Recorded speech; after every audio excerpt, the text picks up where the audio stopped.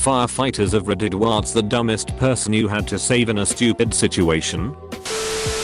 Dumbest tried to cross a raging river in 0-degree weather about a 300-foot span on a snowmobile. He lived but didn't make the crossing and the machine was recovered days later. I once had a firefighter tell me he almost died in a house fire while going back into the house to look for the owner. A neighbor was concerned about why the firefighter was still in the residence, so he asked another firefighter.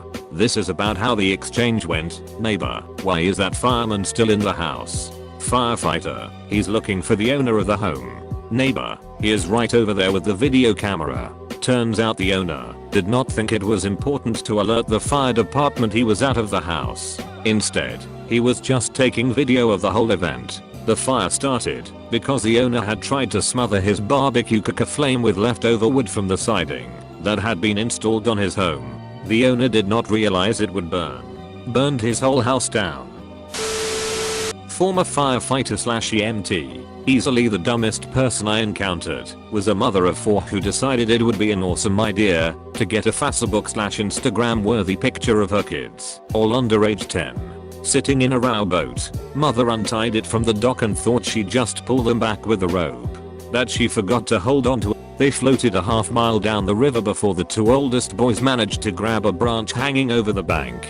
It was really surreal to see 4 young kids, all in matching clothing, sitting in a boat waiting to be rescued. I have no clue what happened after, but they were physically fine, just scared, a little tired, but the mom was in full-blown panic mode and kept getting in our way. I hope she's making better choices now. I was called to a home to get a pie out of the oven before it caught fire. The lady went to the store and was delayed for some reason.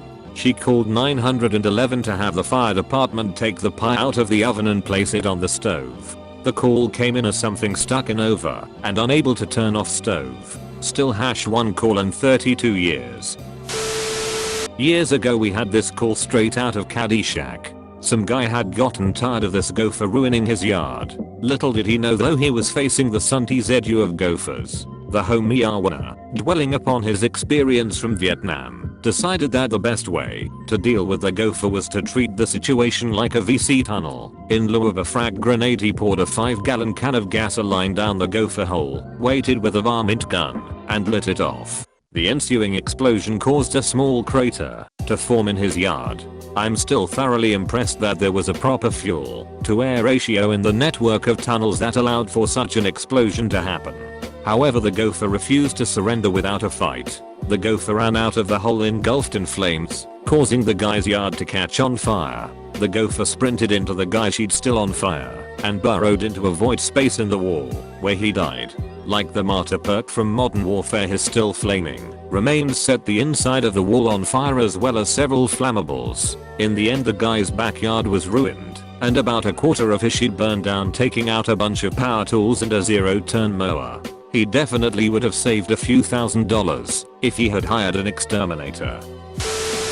It wasn't really his fault, but we had an old guy in a nursing home get his balls stuck in a shower chair. A motorist had a bad alternator and the car died while she was driving. The electric lock control stopped working. We were dispatched for a person trapped in a motor vehicle. On arrival, the advice was given to manually lift the lock knob. You can easily tell the ones who will not survive the first 24 hours of the zombie apocalypse. Firefighter / paramedic in suburb of PHX had to transport a guy to the ER because he was constipated. His wife tried to dig it out with a wooden spoon. Spoon got stuck and her to move it. Walked in and there's a 250-pound man, but naked, lying on his side with a huge wooden spoon stuck halfway up his butt. Me and my dad are both firefighters, and he said one time they went to a house because an elderly man could not get out of the leather recliner because he had been sitting in it for a week straight and his wife would just serve him drinks / food and the guy never got up. He would just get drunk and urinate / defecate himself until he was physically stuck to the chair and they had to cut him out. 2 bikini-clad girls had to be rescued from a swift-moving river in a canoe. Had a drunk guy in Antarctica chase a penguin. Penguin stuck his beak through the offending drunk guy's calf. He got sent home. and a report on international treaty breach wound up on some Congress member's desk. Oh McMurdo, how I miss thee. Dude picked up a metal ring from a hardware store in lieu of paying for an actual cock ring. It got stuck. He went to the hospital. The hospital called the fire department because a Dremel tool turned out to be the right tool for the job. Had a fellow who was running from the police. He decided to climb on board a chunk of ice that was flowing down the river. I'm sure he thought he was a genius at the time, but the issue is that there isn't really a whole lot north of our town for a few hundred miles, so his long-term planning wasn't great. Eventually we found him hiding in a small icy overhang on the side of the river suffering from hypothermia. After a brief stay in hospital he ended up being arrested. I was a volunteer firefighter many years back. One summer, after a long period of no rain, two good old boys decide to have a few dozen beers and take their Jeep into a nearby field to go off-roading. Well, 2 feet tall corn stalks that are bone dry wind up getting jammed up into the undercarriage, which, on a 90+ degree day, turns out to be hot enough to ignite a fire. The owner of the field sees the situation unfolding from their house and calls for fire and police. Given the proximity to my location, I go directly to the scene after hearing the page go out and see these two assholes trying to drive the Jeep faster and faster to put the fire out. Eventually, the engine gives out, but they won't leave the car. I physically had to reach in, burning my arms in the process, since I didn't respond to the station first to get my turnout gear and pull them out. Somehow, they decided that remaining in the car would slow down the flames. And because they thought it was a good idea to continue driving a burning vehicle around a dry field, we now have a significant brush fire and have to call mutual aid from another county to help douse the fire. State police get involved, I have a nice trip to the hospital, and assholes lose their Jeep and the remainder of their booze.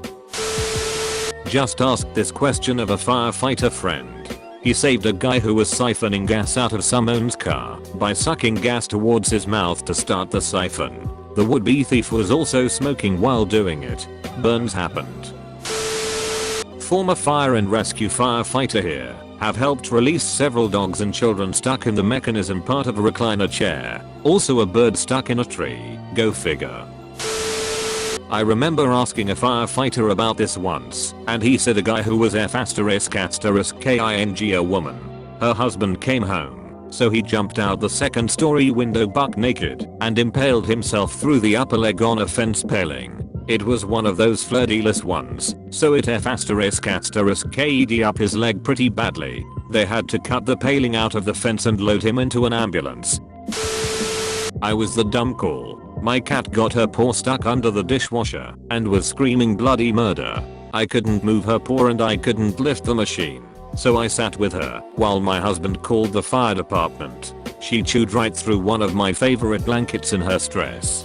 Firefighters arrive, not in full suits, but heavy boots and pants. Soon as they came around the corner to the kitchen, our cat miraculously was able to free her paw and take off to hide in the bathroom.